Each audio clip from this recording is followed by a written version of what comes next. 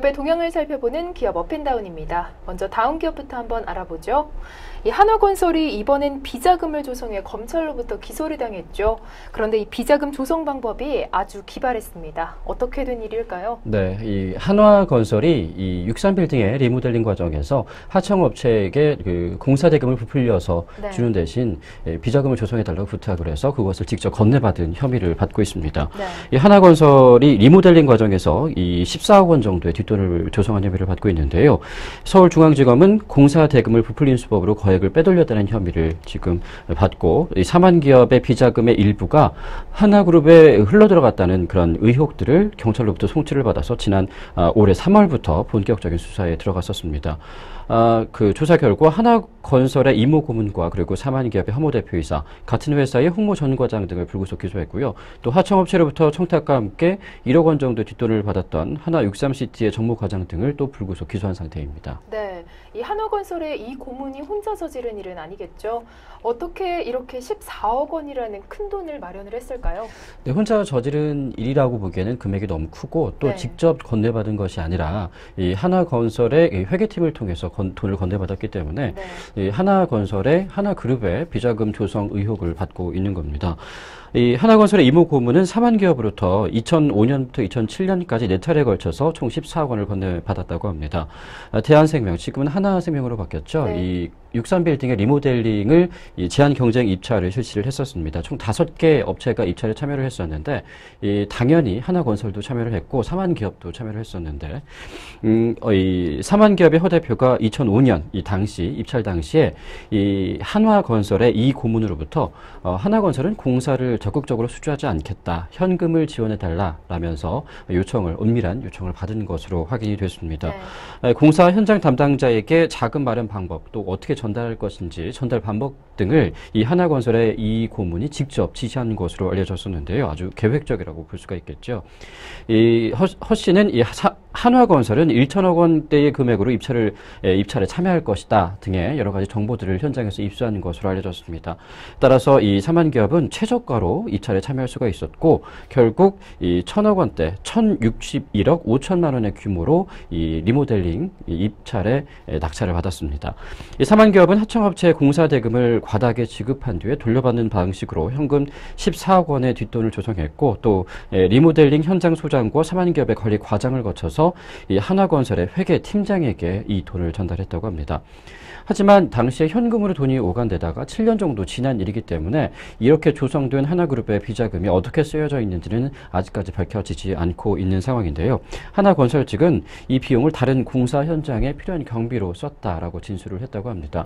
이 다른 공사 현장에 그 경비로 돈을 쓸 거면 왜 이렇게 은밀하게 돈을 조성을 했을까요? 분명히 거짓말일 텐데 정확하게 어디에 썼는지는 좀 제대로 밝혀야 되지 않을까라는 생각을 해봅니다. 네, 이 한화생명의 건물을 하나건설이 공사를 수주하지 않았다고 해서 저는 사실 이제는 뭔가 투명한 입찰이 이루어진 게 아닌가라는 생각을 했거든요. 그런데 또 아닌가 보네요. 이런 내막이 있었네요. 네, 그렇습니다.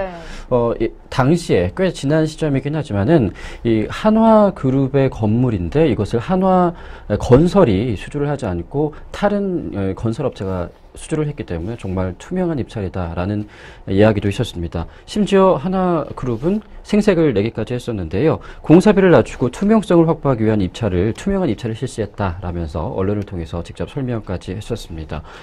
굳이 그룹 건설사에 주지 않고 굳이 입찰을 통해서 발주를 한 것은 공개 경쟁 입찰 원칙을 적용하는 것이다라는 말로 해석을 할 수가 있는데요. 당시 이런 상황에 대해서 건설업계에서는 굉장히 특이한 경우로 봤었습니다. 건설사를 계열사로 거느린 그룹이 공사를 다른 업체에 준 경우는 거의 없었다고 하는데요. 따라서 이 하나건설이 참 가슴이 많이 쓰리겠구나라는 동정의 눈빛도 많이 받았었다고 합니다. 하지만 알고 보니까 이런 내막이 있었던 것이고 정말 속은 썩을 대로 썩고 있었던 상황인 거죠. 또 그 당시에 이 사만기업의 홍 과장과 한화생명의 정 과장은 이 하청업체로부터 계약 금액을 높여달라면서 철거 공사 발생 사고 등 또 같이 눈 감아달라는 청탁을 넣으면서 각각 각각 4천만 원과 9천만 원 정도의 뒷돈을 챙겼다고 합니다. 14억 원의 그 비자금 조성에도 모자라서 또 네. 직원들이 또 이렇게 소소하게 또 챙겨 먹었다고 하니까 정말 크게 많이 잘못된 것이 아닌가라는 생각이 듭니다. 좀 메스를 좀 둬야 되지 않을까요? 네, 이 건설업계의 이런 비리가 공공연한 비밀로 치부가 된다는 이야기가 많습니다.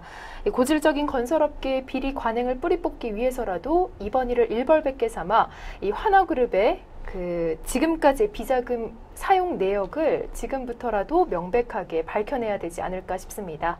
계속해서 업계 바라보죠.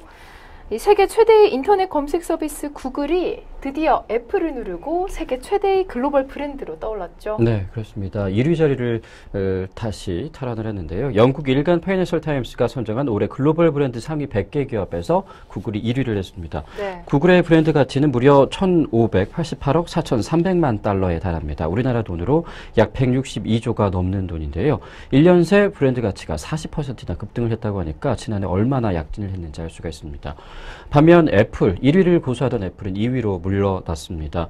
브랜드 가치가 지난해 1,850억 달러였지만 20% 정도가 하락이 됐다고 하는데요. 정말 그 큰 타격을 입지 않은 한 어떻게 20%나 하락이 됐는지 정말 큰일 났다라는 표현이 어울릴 것 같습니다. 구글은 그동안 검색 엔진 서비스뿐만이 아니라 다양한 서비스를 통해서 기업을 확장하는 데 주력을 해왔었는데요. 치열한 경쟁 끝에 결국엔 애플을 넘어섰습니다. 앞으로도 더욱더 큰 약진이 기대가 되는 상황인데 반면 삼성, 우리나라 기업이죠. 삼성의 브랜드 가치도 역시 258억 9,200만 달러로 세계 29위를 기록했다고 합니다. 이 100대 브랜드의 전체 가치는 전년도 2조 6천억 달러에서 올해 2조 9천억 달러로 약 12% 정도 상승한 수치입니다. 최고의 정보기술 브랜드 애플이 5년 만에 이렇게 구글에게 1위의 자리를 내주게 됐는데요. 앞으로 이 구글 어떻게 성장하고 애플은 또 어떻게 하락을 할지 좀 더 많은 사람들의 귀추가 주목이 되고 있습니다. 네, 이 구글이 정말 눈부신 성장을 기록을 했네요. 그런데 유독 우리나라에서만 힘을 못 쓰는 것 같아서 좀 아쉽긴 한데요. 보다 다양해진 또 편리해진 구글의 서비스 기대를 해보겠습니다. 플레이스토어에서 아주경제를 검색하시면 아주 모바일 TV를 스마트폰에서 만나보실 수 있습니다.